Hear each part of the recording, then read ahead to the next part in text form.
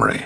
The fragments were kept in an order that had nothing to do with that of the surah, an order that would later be finalized under the authority of the third caliph Uthman. The initial chronological order, now unknown, must have embodied an entirely different aura, that of an infinite book revolving around monotheism. It is written in the Quran, say, "We believe in Allah and that which is revealed unto us, and that which was revealed unto Abraham, Ishmael, Isaac, and Jacob, and the tribes, and that which was vouchsafed unto Moses and Jesus and the prophets from their Lord. We make no distinction between any of them." Christians and Jews will often ask, well, is Allah, the God of Islam, the same God that we worship? And I would answer unequivocally, of course it is. Allah is simply the Arabic word for God. Muhammad claimed from the outset that he was the last in a long chain of prophets sent by God.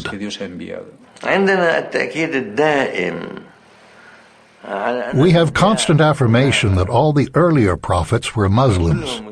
In other words, servants of God. Adam was a Muslim, Moses was a Muslim, Jesus was a Muslim, and so on. This means that Mohammed was sent to confirm the two previous messages. It is all the same revelation, a revelation that was sent down to each community in their own language and in accordance with their own customs through the intermediary of a series of prophets chosen by God. The Quran considers that all Jewish kings are prophets, whereas the Jews themselves do not regard their kings as prophets.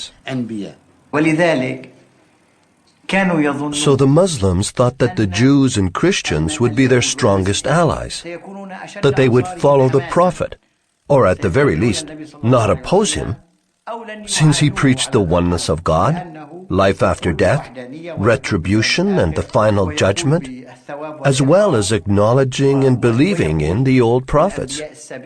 His message is identical to theirs. اجتمع مرة إلى صناديد قريش وإلى زعمائه وبدأ يعرض عليهم دعوته. وجد منهم في ذلك الوقت آذانا صاغية، هم ينكرون في قلوبهم لكنهم أعطوه هذه الفرصة أن يتكلم ما شاء. في هذه الأثناء يدخل عليه بعض أصحابه سيدنا عبد الله بن أم مكتوم، وكان هذا رجلا ضريرا لا يرى، يريد أن يسأل النبي عليه الصلاة والسلام بعض الأسئلة من خصوصيات هذا الدين. وكان الصحابة لا يصنعون أمرا أو لا يتركون شيئا إلا وسألوا عنه النبي عليه الصلاة والسلام. لذلك جاء القرآن الكريم في كثير من المواضع يسألونك يسألونك يسألونك وإذا سألك. جاء هذا الرجل سيدنا عبد الله بن أم مكتوم، الرجل الضرير المكفوف الذي لا يرى، جاء إلى النبي عليه الصلاة والسلام ليسأله بعض أسئلة عن دينه وعن شريعته. فعبس النبي عليه الصلاة والسلام، اكفهر وجهه، لأنه رأى أن هذه الساعة لا توافق أن يلتقي مع عبد الله بن مكتوم طالما أن صناديد قريش فتحوا آذانهم الآن. ومع ذلك سجل الله عليه هذا الموقف، عاتبه القرآن الكريم، فأنزل الله عز وجل قوله تعالى: عبس وتولى أن جاءه الأعمى. لكن الله مع الحق، ولو كان حبيبه النبي عليه الصلاة والسلام، وكان الله عز وجل من أنصار الضعفاء على حساب السادات. We have to distinguish between the Prophet as a man and the Prophet as a divine agent. The Quran admonishes him for an outburst of anger. He frowned and turned away because the blind man came unto him. It was a very human display of anger. The Prophet Muhammad did not present himself as a prophet who was above human status, as someone infallible. On the contrary, he himself insisted on the fact that he was a mere human being. Revelation applies to the message revealed, what the Quran calls an inspiration that is inspired. The rest of his words and deeds obey human impulses such as love, hate, and so on. His efforts did not always produce the best response possible, nor the most perfect. And it was heavenly and divine revelation that set him straight, guiding him toward the path to total perfection. Throughout the Prophet's life, this incident would serve as an incentive for him to re-examine his own personality in a critical light. Later, whenever the Prophet came across this blind man, he would greet him with the words, "Welcome to him on whose account Allah reproached me." Allah.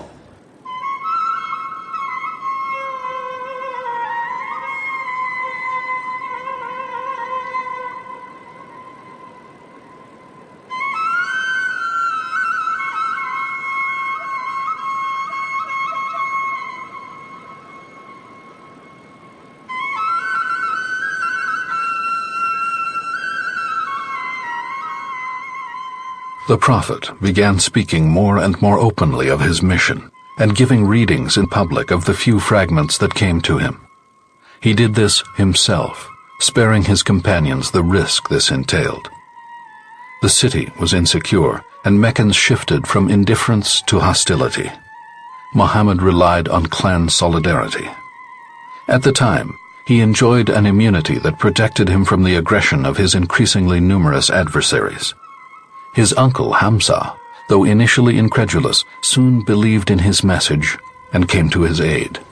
إجا زلمة للنبي صلى الله عليه وسلم وقال له يا محمد شو رأيك إنه تعبد إلهنا سنة ونحن بنعبد إلهك سنة؟ قام جاء له النبي قال له يا زلمة الأمر ما بإيدي استناني فترة من الزمن سمع جاني شيء من عند الله وبعد شوي نزل وحي. في بعض ناس بيقولوا إنه نزل بعد سنة. أنزل سورة الكافرون. أعوذ بالله من الشيطان الرجيم. بسم الله الرحمن الرحيم.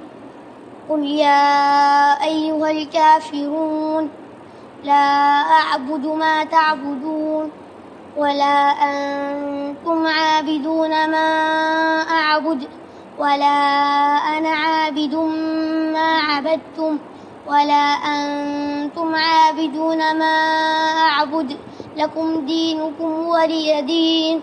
صدق الله العظيم. Allah يعني معروف بصفاته. God is known by his qualities, what we in Islam call the divine names of God.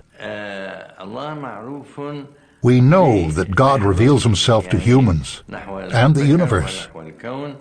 He is the most merciful, the most compassionate. This is how he defines himself throughout the revelation. Humans are God's creatures. They are God's servants. They are in a situation of voluntary submission to God. But God, for his part, offers full and complete